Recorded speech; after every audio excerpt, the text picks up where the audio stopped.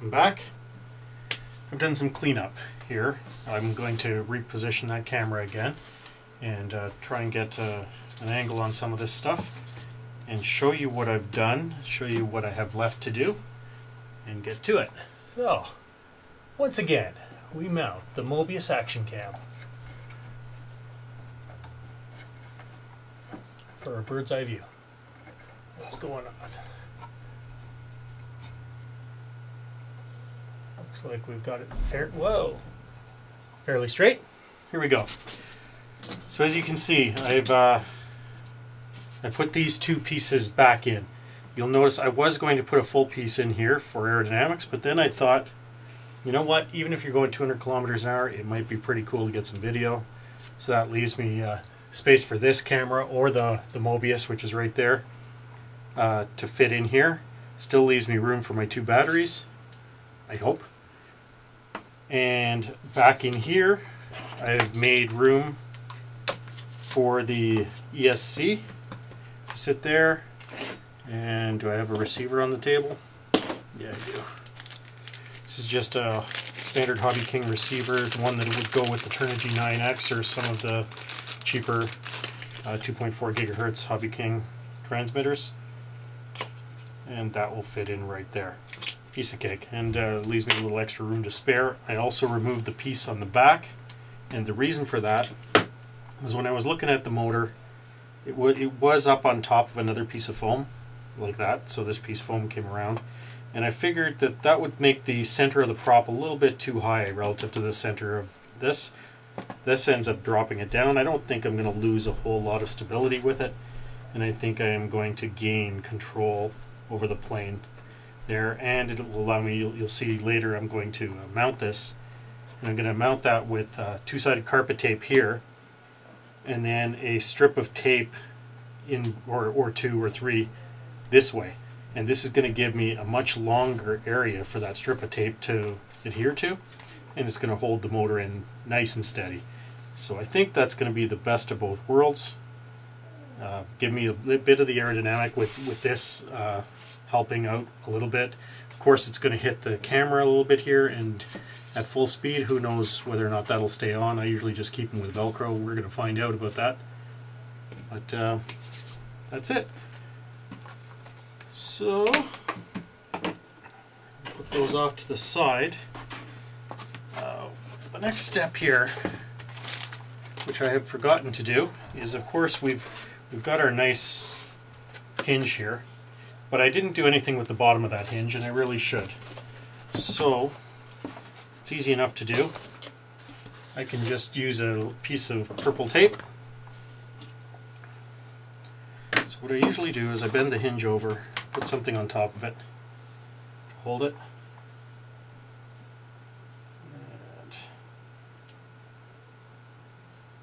and on a bit of a time constraint here today. It's New Year's Eve 2013, so I'm going to be heading out to dinner soon. I thought I'd try and get as much of this. So I put this about halfway across, maybe a little bit closer to the edge than halfway. And stick it down. Now, cut it off.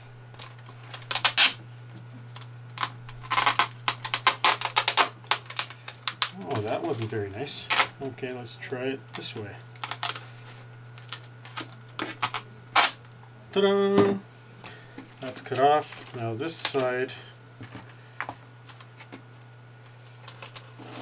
like so. And now I need to stick it as close as I can, right on this edge. I want to make sure I get right in there, otherwise it's just not going to bend properly. So there we go. I think that's good. Now the tricky part is to get the top.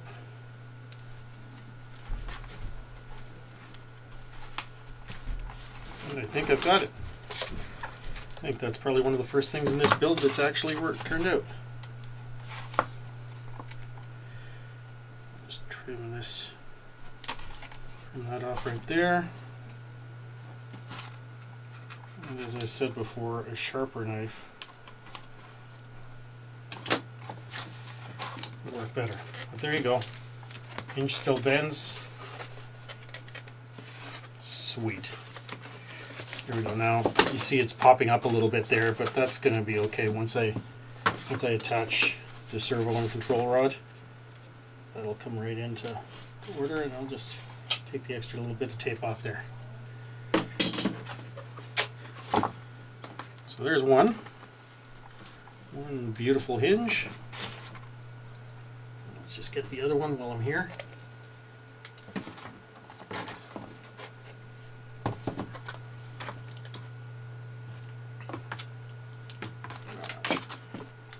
Go the other direction with this one just because I'm right-handed. Makes things a little bit easier.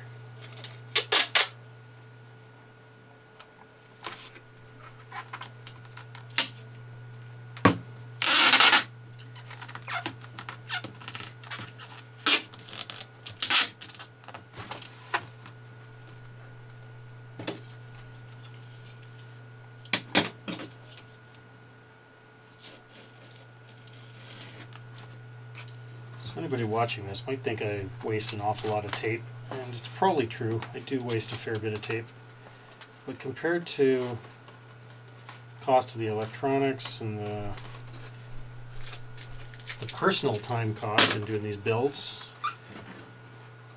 the amount of tape I waste, the actual dollar value on that is pretty small, so I don't worry about it that much. I'm sure when I get down to my last roll, I wish I had been a little bit more sparing with it. I know in the US, Ed gets his tape from tapebrothers.com.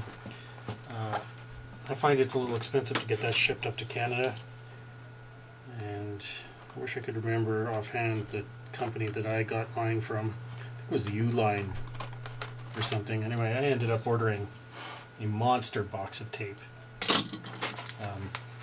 Actually, you know the way it works. You go out to get $10 worth of something, and then you put it in, and you see that the shipping for your $10 worth of tape is actually going to cost you $20 or $30, $40 or whatever it is. So you end up ordering $50 or $60 worth of tape, which would be enough to make 30 planes. So I have rolls and rolls of this stuff, which is great, and I don't have to worry about it. Okay, our control surfaces look good. So now I need to make a couple choices. One is for control horns and one is for servos.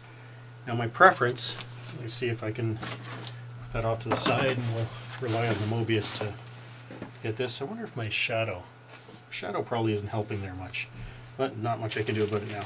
As you can see, I've got a whole ton of servos, and for these smaller wings like these that have got much less powerful motors on them, I could get away with something like this, which is an HXT 500 servo. It's not a bad servo, but it's very tiny and it's very light, which is great if you want something that's going to float around in the air if you're using a KFM2 airfoil, and if you're not going to exceed, I don't know, 75 or 80 kilometers an hour or something. That's probably going to get you okay. Now, this one is an HXT 900. It's a servo I use on most of my scratch build planes, and it's a servo I use as replacement servos for my other planes as well. I like these servos. They're still plastic gear. There's a metal gear version of these. They're like TGY 9000 or 5000 they're called. I've used it on my FPV wing because obviously I don't want my real FPV wing because I don't want to lose all that gear. Maybe you can see that there. So I'm at a bit of a dilemma here. And I don't think I have any more of those Metal Gear servos in this box. I've got a ton of these 900s and a ton of these 500s. I'm not going to use a 500 because if I really do get the speeds I'm thinking are possible out of this wing, there's no way. Woo! There we go. Let's just see. This is Eternigy TGY 50090M. They're a Metal Gear servo. That would be my preference. If I can find 2 of those, that's what I'd like to use, just because of the forces involved if I'm going at the top speed. If I can't find 2 of those, I'm going to use the 900s, these HXT 900s, and hope for the best.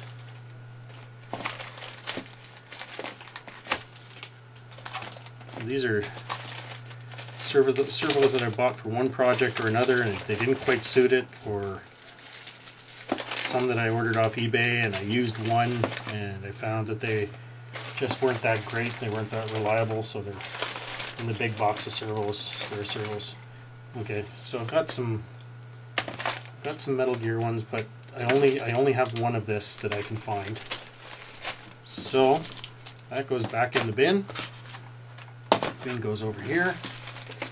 And I'm going to use these guys, the HXT 900s.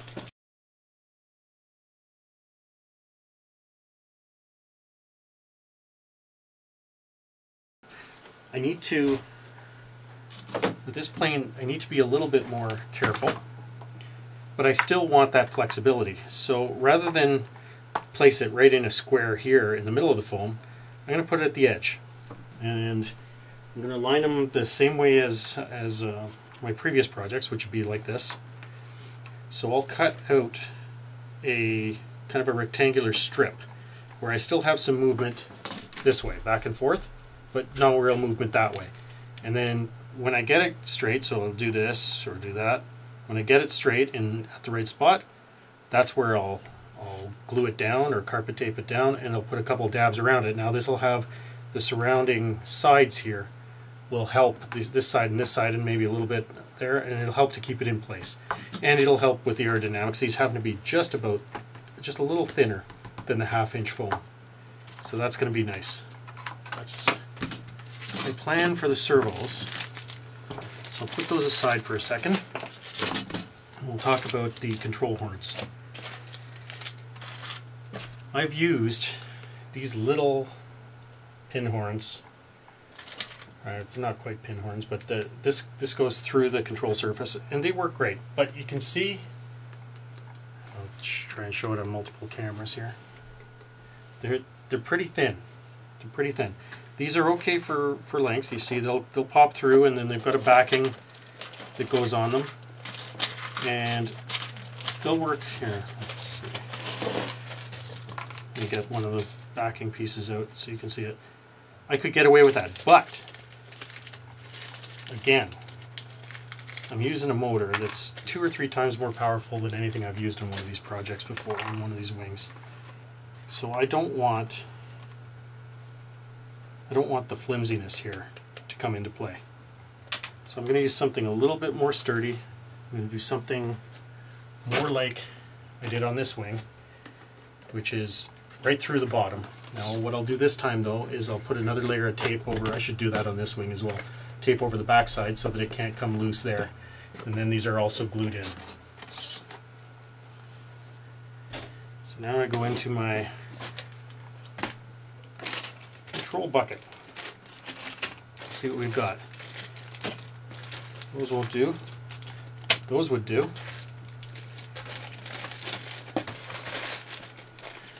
And these have already proven themselves to me. So, yellow. How's yellow going to look on orange? Now I've got some better ones as well. So I've got some really nice ones that I used on my my FPV wing, but I don't think I need to go that far. The reason I use them is that they have long screws, and they're this type which has the top and bottom piece. And on my actual FPV wing, I wish I could reach over and grab it for you, has these control surfaces are actually 1/2 inch thick. This entire board is 1/2 inch thick. That's the FPV 44. So these don't quite pop up far enough through, and these are definitely out of the question. But on this wing, I'm going to go with the yellow. I'm going to go with the yellow. I know it doesn't match up with the orange quite too nice, but we're not here for color coordination. We're here for functionality.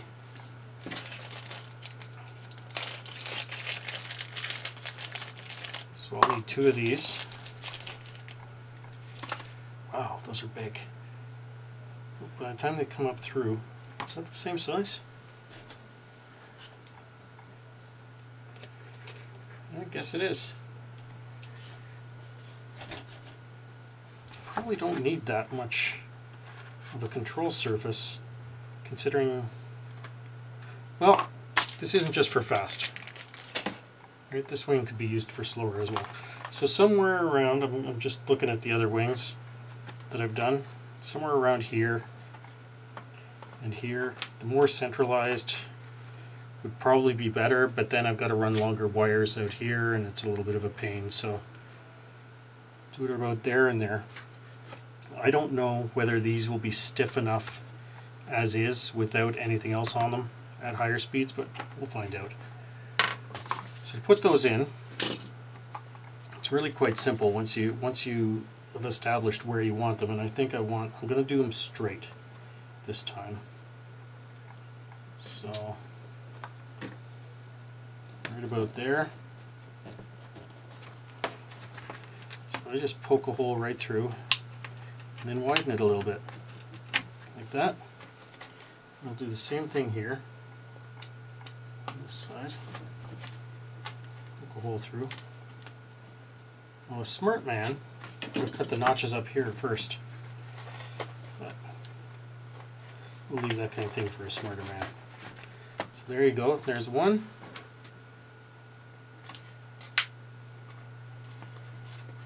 There you go, there's the other. Both nicely notched in. Hey John. Yes, Liam? Would we be able to use the arcade for YouTube? If you can turn it on and get it working, I'm in the middle of doing a video. Yeah, okay, good. Sweet, go ahead. Thank you. No problem. That's the infamous Liam. He's in most of my flying videos, and this is actually his plane. He did the foam cutting out and helped me out with the electronics on it, and that's his first scratch build, was this one. Okay. Beautiful. I've got those two in now. I'm not going to fasten them in right now. I need to go across behind the camera and grab what my control arms are going to be. And I'll show you what I use for those.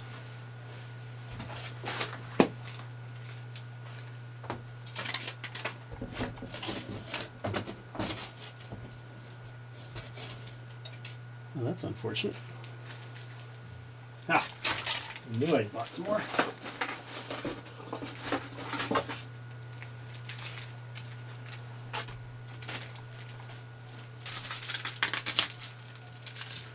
Okay, here's what I use.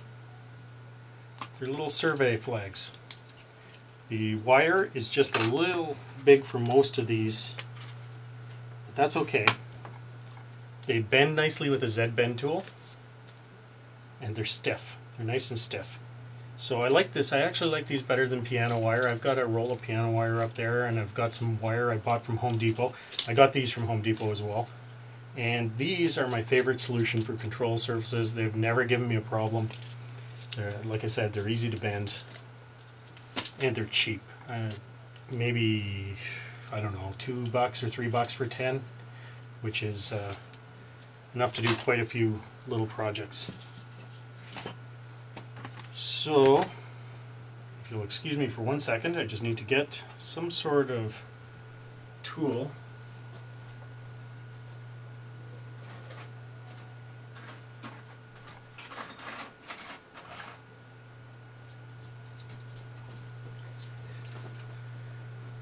It's kind of a little pointy reaming tool here. Now I could use a drill here as well, but this will work just as easily. So I always pick, it's just a habit, I pick the second from the top. I don't like going right to the top because I've had plastic give way before. I wish that these were a little bit closer to that side as well, but so what I'm going to do, I could drill this out, and drilling, in all honesty, would be a lot faster. But then I got to go find a drill bit, and who wants to watch me do that? So I just use this little tool, open it up enough so that the wire is going to fit through. See here? Nice. See, it won't fit quite through the originals, but the one I just opened up fits through nicely. So now I can throw that back in. Take this one out, do the same thing to it. I also have to do the same thing with the servo arms, because they're, especially on the 900s, that size of servo, they're just, the hole just isn't big enough for these. Okay, come on, steady. Here we go. We're good. Now at this point,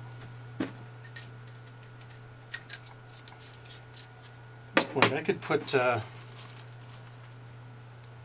some tape over top of that, or I could glue them in.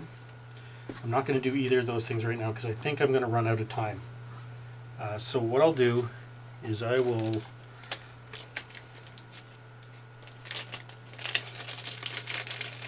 do my servo arms, maybe cut these slits, and then I'll probably have to come back tomorrow and the day after New Year's Eve finish this off. We'll see how that goes.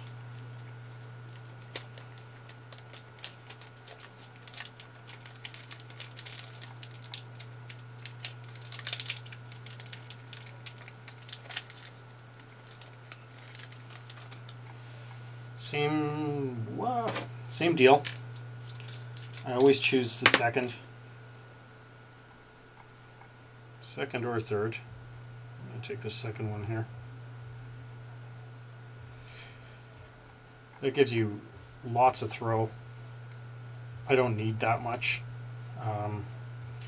but I tend to dial it down using using the Expo, so that I have control in the center. And then if I really want to do some fancy maneuvers, I have the throw.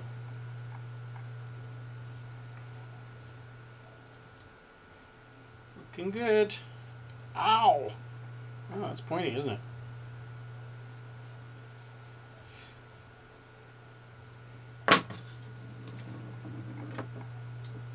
Perfect. One. Ha ha ha. I'll just put that in there. Why don't we?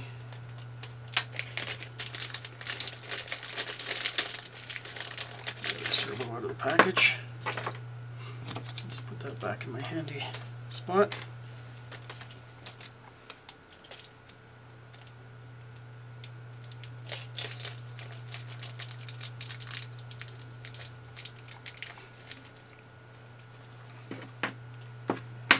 Fancy tool.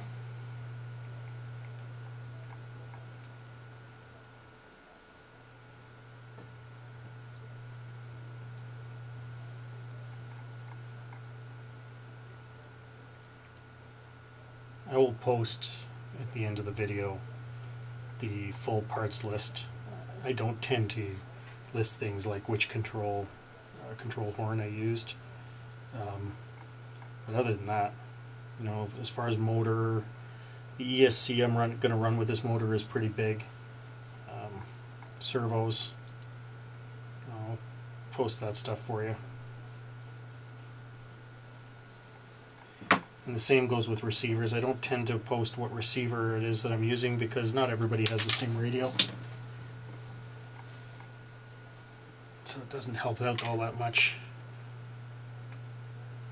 If you're starting right from scratch, you're probably not going to be doing this kind of scratch build.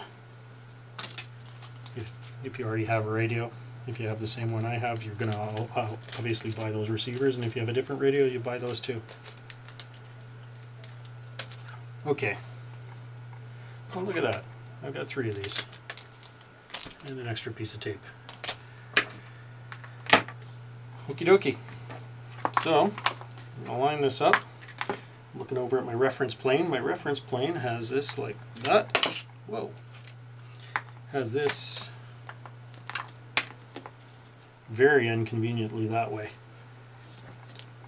Means that the wire is going to be a bit of a pain, but that's okay. So I'm going to just eyeball that right there. And I'm not drawing on this just for the reason that I don't like the extra lines it's going to put on. But so I'm lining up this side right here with the control horn so that I can have as straight a line across as possible. So there we go. There's my one line. And for my other line, it's kind of interesting. I'm going to just go like that, and I'm going to come in a little. Let's see how much we can play with this and have it still work. Now, I said I was going to give myself a little back and forth, and I am. So I'm going to do another 1/4 inch past there, and another 1/4 inch past there.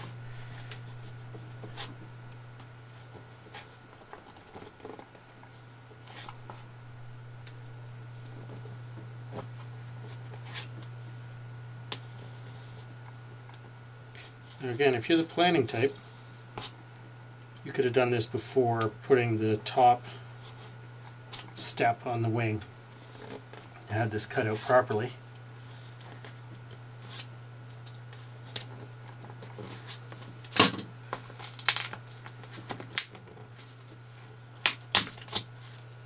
There's half of it. I have to do a little bit of work to get the second half out.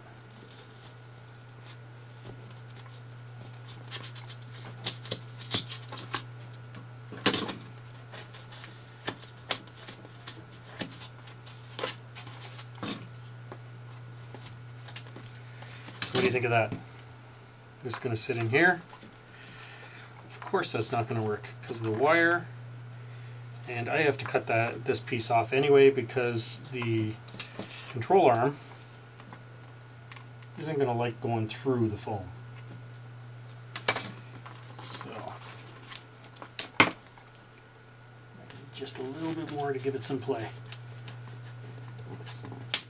At least now we know. And we know what we need to do. So it's going to look something like that, and that's going to give me, you know, anywhere between here and in there, give me a 1/4 inch each way to move, and the control arm will come off.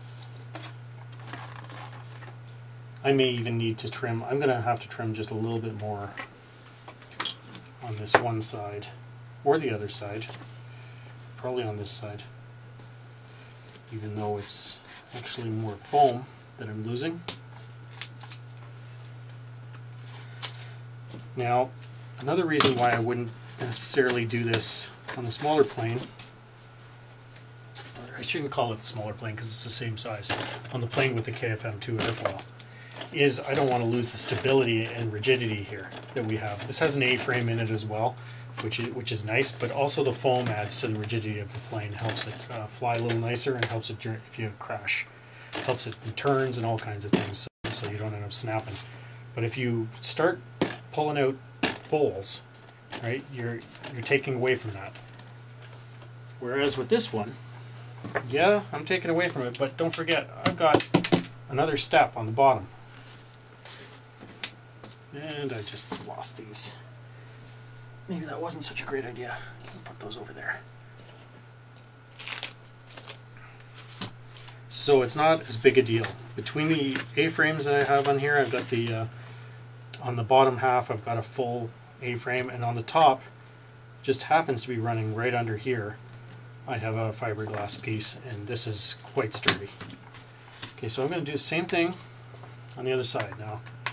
Take another look over at my reference plane, which I don't really have to, but yeah, this servo is backwards. And the reason I'm putting this in the same way as these,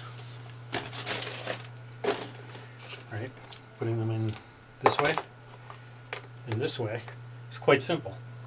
All of the wings that I've built, I've done that way, and it means that I only need to have one setup on my remote control. It only needs to take up one model type for all my wings, and they'll automatically be set up. The ailerons will be going in the right directions. I'll be able to use the same expo settings. Just makes it convenient.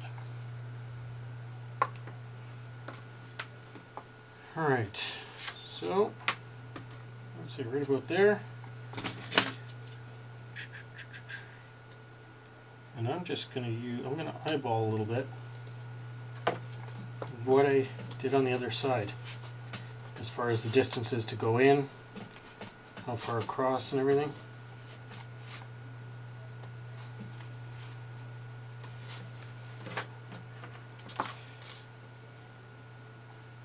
Let's see, right about, does that look good? That looks about right there.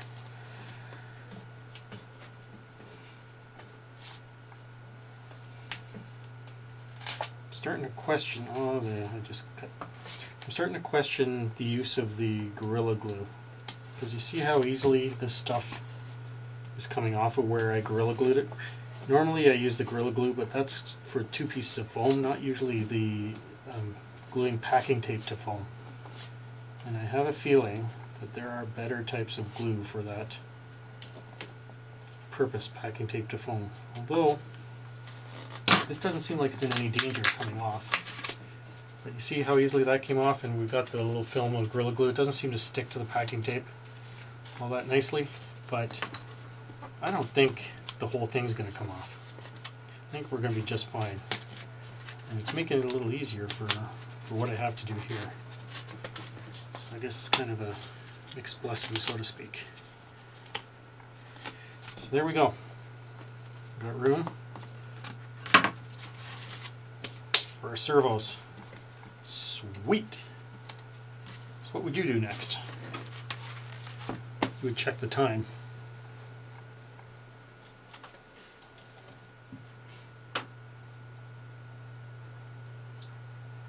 .2:38. I have less than 10 minutes. So 10 minutes might be enough time to set up the Z-bends for these 2 rods, but not install them. So I'm going to go get my Z-bend tool.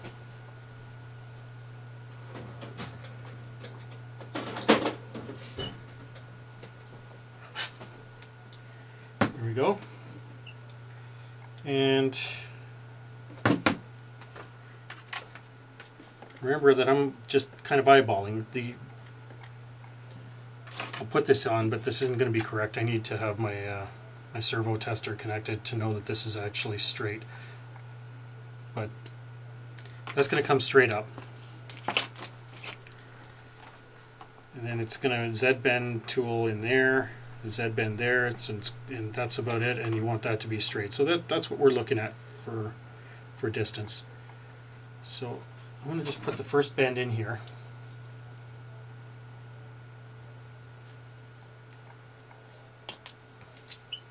There you go. See that?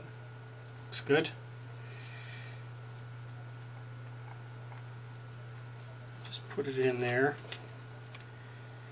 Just kind of look at that nice and straight, and then go the appropriate distance past.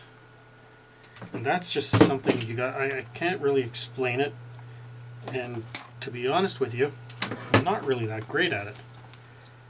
But that's why I give myself a little bit of leeway here, right? So I think I've taken too much there or not enough, because of the leeway I want to have. Take it just a little bit more off. Yep. Okay, I'll be right there. And that would be Stacy.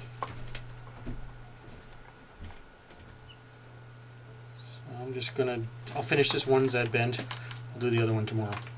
So let's see how that's gonna look.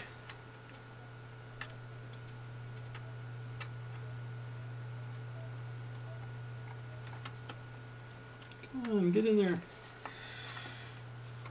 All right. Oh, tell me. What did you do wrong? Nothing. Okay.